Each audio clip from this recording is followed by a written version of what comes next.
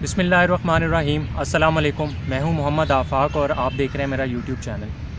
APC के बाद Pakistan peoples party और पाकिस्तान मुस्लिम लीग नवाज़ में दोबारा से जो मोहब्बत की पींगें हैं वो बढ़ना शुरू हो गई हैं। आज की इस वीडियो में मैं आपके सामने 12 ऐसे स्टेटमेंट्स या 12 डिफरेंट मौक़ों के ऊपर ये आपस में किस तरह इनका लव एंड हेट रोमांस चलता रहा है वो मैं आपके सामने रखूँगा। नवाज़ शरीफ साहब कोई लगभग 1981 में अपनी एक्टिव पॉलिटिक्स का आगाज़ करते हैं और फिर वो किस तरह से क्रिटिसाइज़ करना शुरू करते हैं पाकिस्तान पीपल्स पार्टी को। और उस वक्त चूँकि मोहतरमा बेनज़ीर भुट्टो हयात थी तो वो उनके बारे में क्या कहते थे। सबसे पहले ये सबसे पहली स्टेटमेंट है, तो मैंने कुछ स्टेटमेंट सिलेक्ट किए हैं, 12 के करीब स्टेटमेंट्स हैं। तो मैं जल्दी चाहूँगा कि आप ज़रा इनका रूप देख लें और ये इनका असल चेहरा है। जो इस वक्त ये आपस में गले मिल रहे हैं ना, ये इनका असल चेहरा नहीं है। असल चेहरा इनका ये है, ये जो मैं अभी आपको 12 स्टेटमेंट्स दिखाऊँगा कि ये किस तरह मफाद के लिए, अपने फ़ायदे के लिए, इक़्तिदार के लिए किस तरह एक दूसरे से हाथ मिलाते हैं। सबसे पहले ये सुने नवाज़ शरीफ साहब उस वक़्त बेनज़ीर भुट्टो साहिबा इनको क्या कहती थी और ये फिर आगे से उनको क्या जवाब दे रहे हैं। हमें कहती है गीदड़ है गीदड़। भाई आप फैसला करो, मैं गीदड़ हूँ? मैं देखने में तो इंसान लगता हूँ, गीदड़ तो नहीं लगता ना मैं। ये गीदड़ कहती है हमें और फिर कहती मेरे पीछे सब पड़ गए हाथ धोकर। मेरे दोस्तों, ये तो पाकिस्तान की सख्त तरीन दुश्मन है। आप किसके चक्कर में पड़ गए हो सब लोग? खुदा के लिए कुछ अपनी आंखें खोलो। ये पाकिस्तान को बर्बाद करने वाली पार्टी है। और आज नवाज शरीफ ने इस पार्टी के साथ क्यों नहीं हाथ मिलाया? इसलिए कि नवाज शरीफ जानता था कि बेनज़ीर का खानदान इक़्तिदार की खातिर उसने पाकिस्तान को तोड़ा है, तो नवाज शरीफ कैसे पाकिस्तान के तोड़ने वालों के साथ हाथ मिला सकता है? ओके, नंबर 2 का जो शॉट है वो मैं आपको सुनाना चाहूँगा, ज़रा दिल थाम के बैठिएगा। 1994 में नवाज़ शरीफ साहब किस तरह बेनज़ीर भुट्टो साहिबा और आसिफ अली जरदारी साहब पर बैशिंग कर रहे हैं, किस तरह चिल्ला कर उनके ख़िलाफ़ बयानात दे रहे हैं, ये सुने।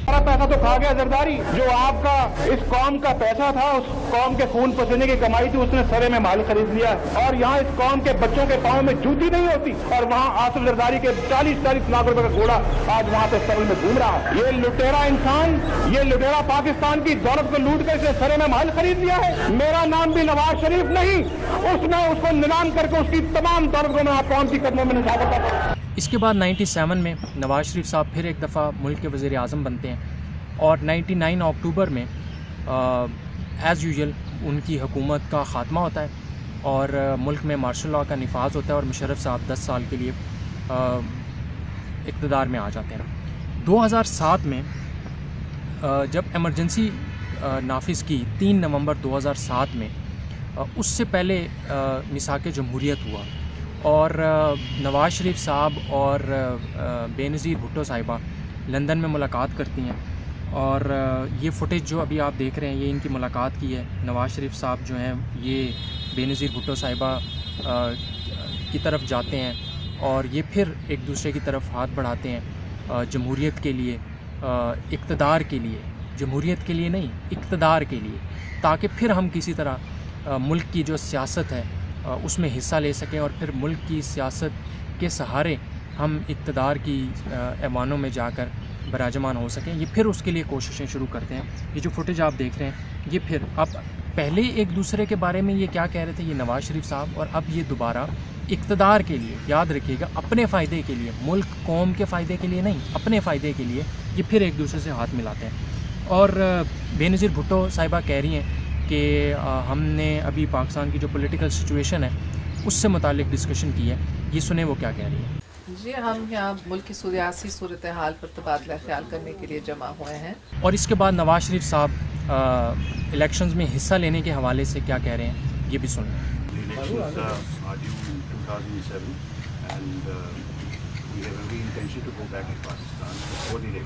राइट, ये जो फुटेज अभी आप देख रहे हैं ये नवंबर 2007 की है। ऑल पार्टीज़ कॉन्फ्रेंस है जिसमें इमरान खान साहब भी मौजूद हैं नवाज़ शरीफ साहब के साथ और काजी हुसैन अहमद भी आप देख सकते हैं।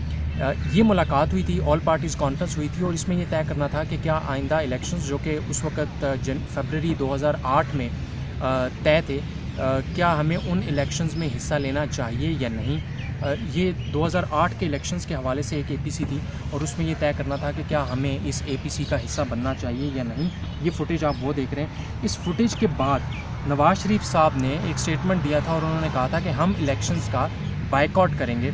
सुने ये क्या कह रहे हैं। एपीसी अपने उस प्रिंसिपल स्टैंड को आज रीट्रेट कर रही है कि हम इन इलेक्शंस को इन प्रिंसिपल बॉयकॉट करने का फैसला जो उस पे कायम है उसको आज रीट्रेट किया है। 27 दिसंबर 2007 को मोहतरमा बेनज़ीर भुट्टो लियाकत बाग हमले में शहीद हो जाती है और 2008 में फिर इलेक्शंस होते हैं और पाकिस्तान पीपल्स पार्टी फिर इक़्तिदार में आ जाती है। यूसुफ रज़ा गिलानी प्राइम मिनिस्टर बनते हैं और आसिफ अली ज़रदारी साहब पाकिस्तान के सदर का ओहदा संभालते हैं। अब देखें किस तरह नवाज शरीफ साहब, शहबाज शरीफ साहब और आसिफ अली ज़रदारी साहब एक दूसरे के खिलाफ क्या खूबसूरत जुमले कह रहे हैं। सुने ज़रा ये। कौम के खून पसीने की कमाई है, इसे मुल्क में वापस आना चाहिए। हम उस वक्त तक चैन से नहीं बैठेंगे जब तक कि ये $6 करोड़ पाकिस्तान वापस नहीं आता। मुल्क को खतरा और किसी से नहीं है, इन मुल्क को खतरा सिर्फ जाति उम्रा से है।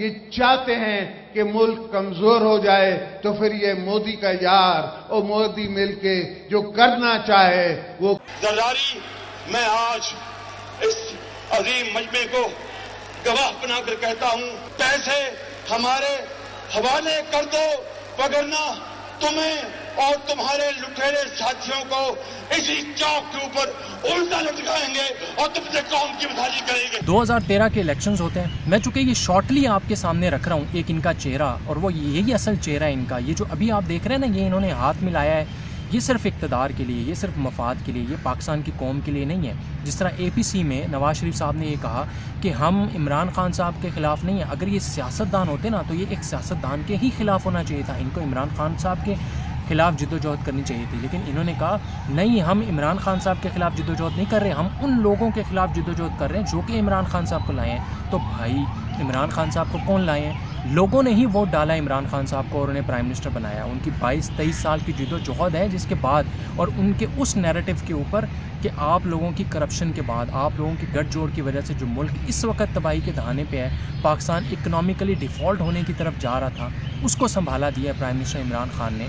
और आप हैं कि इस वक्त मुल्क से फ़रार होकर लंदन की ठंडी हवाओं में बैठकर आप पाकिस्तान के इदारों के ऊपर बैशिंग कर रहे हैं। आप पाकिस्तान के ऊपर उस नज़रिए को मुसल्लत करना चाहते हैं जो कि पाकिस्तान के दुश्मन का है, जो कि भारत का और भारतीय अफवाज का है। उस नैरेटिव को आप प्रमोट करना चाहते हैं। अब सुने, ये 2016 में 2013 के इलेक्शंस हो गए।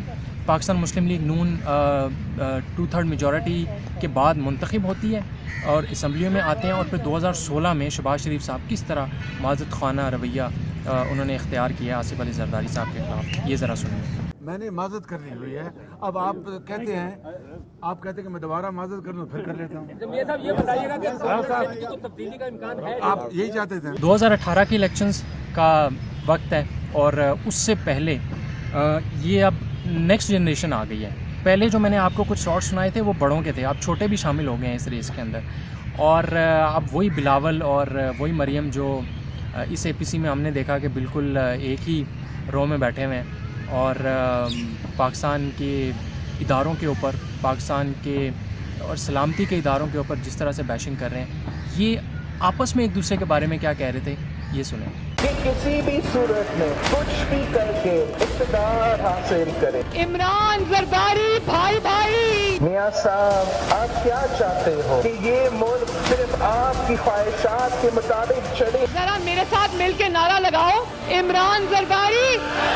नवाज शरीफ पूरा सिस्टम को जेपटी में डालना चाहता है। ये तो तुम्हारी नवाज शरीफ से है, हथियार तुमने आसिफ ज़रदारी के आगे डाल दिए। वाह वाह। और आखिर में यही नवाज शरीफ साहब जो कि मफरूर हैं और अदालतें इनको वापस बुला रही हैं, ये वापस नहीं आ रहे। और इनके भाई साहब जिन्होंने ज़मानत दी थी कि ये बहुत शदीद अलील हैं, बहुत बीमार हैं और अगर ये पाकिस्तान से बाहर ना गए तो खुदा न खास्ता इनकी ज़िंदगी को, इनकी जान को ख़तरा है। यही नवाज शरीफ साहब, मैं अब इसमें हम फुटेज नहीं दिखा सकते, मैं बेशक ये सोशल मीडिया, डिजिटल मीडिया का प्लेटफॉर्म है, मैंने एक पुरानी तस्वीर लगा दी है बट साउंड बाइट है। ये आप सुने ज़रा।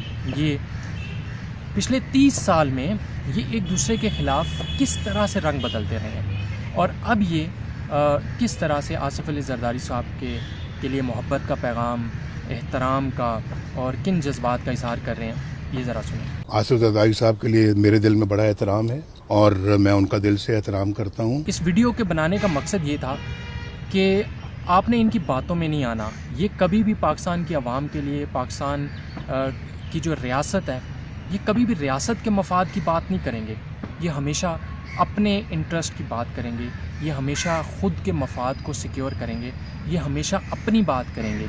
ये सिर्फ़ एक दूसरे से अगर मिलेंगे भी तो सिर्फ़ इक़्तिदार हासिल करने के लिए। अगर आप हमारे YouTube चैनल पर नए हैं तो और आपने सब्सक्राइब नहीं किया तो हमारे YouTube चैनल को सब्सक्राइब कर लें और बेल आइकन को प्रेस कर लें ताकि हर नई आने वाली वीडियो आप तक पहुंच सके।